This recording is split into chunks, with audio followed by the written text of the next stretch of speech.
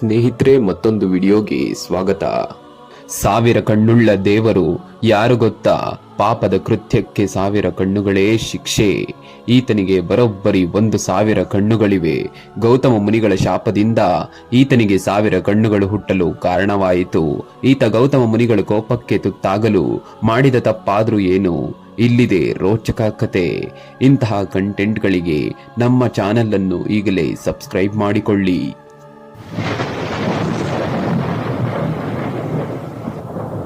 ನಮಗೆಲ್ಲ ತಿಳಿದಿರೋ ಹಾಗೆ ಪ್ರತಿಯೊಬ್ಬ ಮನುಷ್ಯನಿಗೂ ಕೂಡ 2 ಕಣ್ಣುಗಳಿರುತ್ತವೆ. ಹೆಚ್ಚಿನ ಜೀವಿಗಳಿಗೂ ಕೂಡ ಅದೇ ರೀತಿ 2 ಕಣ್ಣುಗಳು. ಪರಶಿವನಿಗೆ ಮಾತ್ರ 3 ಕಣ್ಣುಗಳಿವೆ. ಆದರೆ 1000 ಕಣ್ಣುಗಳಿರುವ ವ್ಯಕ್ತಿಗಳೆಂದ್ರೆ ಅದು ಆಶ್ಚರ್ಯವೇ ಸರಿ.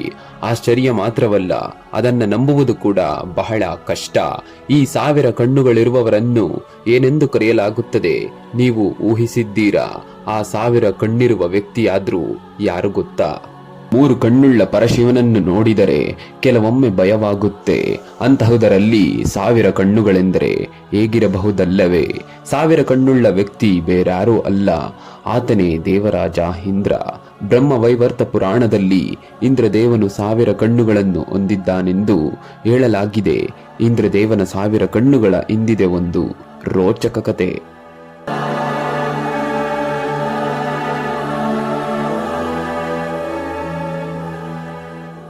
ದಂತಕಥೆಗಳ ಪ್ರಕಾರ ಒಮ್ಮೆ ದೇವರಾಜ ಇಂದ್ರನು ಆಕಾಶ ಮಾರ್ಗದಲ್ಲಿ ಹಾದು ಹೋಗುತ್ತಿರುವಾಗ ಒಂದು ಸುಂದರ ಯುವತಿಯನ್ನು ನೋಡಿದನು. ಅದು ಬೇರೆಲ್ಲೂ ಅಲ್ಲ, ಗೌತಮ ಋಷಿಯ ಆಶ್ರಮದ ಬಳಿಯೇ ಆಗಿತ್ತು. ಈಕೆ ಬೇರಾರೂ ಅಲ್ಲ, ಆ ಸುಂದರತಿ ಗೌತಮ ಋಷಿಯ ಪತ್ನಿ ಅಹಲ್ಯ ಆಗಿದ್ದಳು. ಆಕೆ ತಾನು ಜೀವನುದ್ದಕ್ಕೂ ಯುವತಿಯಾಗಿಯೇ ಇರುವಂತೆ ವರವನ್ನು ಪಡೆದುಕೊಂಡಿರ್ತಾಳೆ. ಎಷ್ಟೇ ವಯಸ್ಸಾದ್ರೂ ಆಕೆ ಸುಂದರ ಯುವತಿಯಂತೆ ಕಾಣ್ತಿರ್ತಾಳೆ. ಸ್ವರ್ಗಲೋಕದಲ್ಲಿ ಅಪ್ಸರೆಯರೊಂದಿಗೆ ಕಾಲ ಕಳೆಯುತ್ತಿದ್ದ ಇಂದ್ರನಿಗೆ ಅಹಲ್ಯಾಳ ಮೇಲೆ ಮನಸ್ಸಾಗುತ್ತೆ. ಆಕೆಯನ್ನು ಹೇಗಾದರೂ ಪಡೆದುಕೊಳ್ಳಬೇಕೆಂಬ ಹಠಕ್ಕೆ ಬಿದ್ದು ಪಿತೂರಿಯನ್ನು ರೂಪಿಸಲು ಪ್ರಾರಂಭಿಸ್ತಾನೆ. ಇಂದ್ರನ ಪಿತೂರಿಯಲ್ಲಿ ಚಂದ್ರನನ್ನು ಸಹ ತೊಡಗಿಸಿಕೊಳ್ತಾನೆ. ಒಂದು ದಿನ ರಾತ್ರಿ ಇಂದ್ರನು ತನ್ನ ಪಿತೂರಿಯಲ್ಲಿ ಚಂದ್ರನನ್ನು ಸೇರಿಸಿಕೊಂಡಾಗ ಚಂದ್ರನು ಮಧ್ಯರಾತ್ರಿಯಲ್ಲಿ ಕೋಳಿಯ ರೂಪವನ್ನು ತಾಳಿ ಕೋಳಿಯಂತೆ ಕೂಗಲು ಆರಂಭಿಸುತ್ತಾನೆ. ಕೋಳಿಯ ಕೂಗನ್ನು ಕೇಳಿದ ಗೌತಮ ಋಷಿಯು ಬೆಳಗಾಯಿತೆಂದು ತಿಳಿದು ಸ್ನಾನ ಮಾಡಲು ಗುಡಿಸಿಲಿನಿಂದ ಹೊರಗೆ ಹೋಗುತ್ತಾನೆ. ಅದೇ ಸಂದರ್ಭದಲ್ಲಿ ಗುಡಿಸಿಲಿನಲ್ಲಿ ಅಡಗಿದ್ದ ಇಂದ್ರನು ಗೌತಮ ಋಷಿ ಹೊರಗಡೆ ಹೋದದ್ದನ್ನು ನೋಡಿ ಗೌತಮ ಋಷಿಯ ವೇಷದಲ್ಲಿ ಅಹಲ್ಯಾಳ ಬಳಿ ಬರ್ತಾನೆ. ಗೌತಮ ಋಷಿ ವೇಷದಲ್ಲಿ ಇಂದ್ರನನ್ನು ಅಹಲ್ಯ ಮೊದಲು ಅನುಮಾನಿಸಿದರೂ ಕೂಡ ಇಂದ್ರನ ಮೋಸಕ್ಕೆ ಬಲಿಯಾಗ್ಬಿಡ್ತಾಳೆ.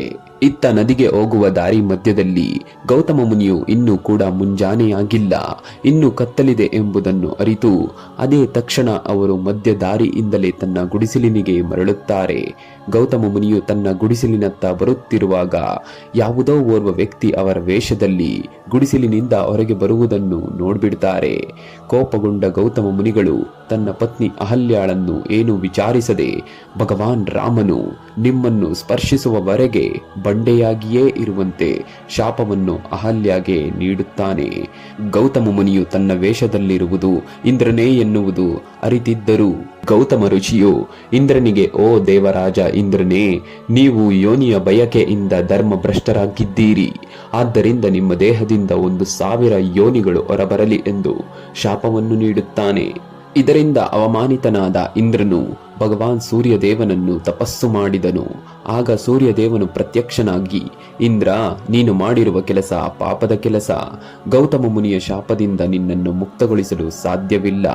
ಆದರೆ ಶಾಪದ ಪರಿಣಾಮವನ್ನು ಸ್ವಲ್ಪ ಮಟ್ಟಿಗೆ ಕಡಿಮೆ ಮಾಡಬಲ್ಲನೆಂದು ಹೇಳುತ್ತಾನೆ. ಆಗ ಸೂರ್ಯದೇವನು ಇಂದ್ರನ ದೇಹದಲ್ಲಾದ ಬದಲಾವಣೆಯನ್ನ ಕಣ್ಣುಗಳಾಗಿ ಪರಿವರ್ತಿಸುತ್ತಾನೆ.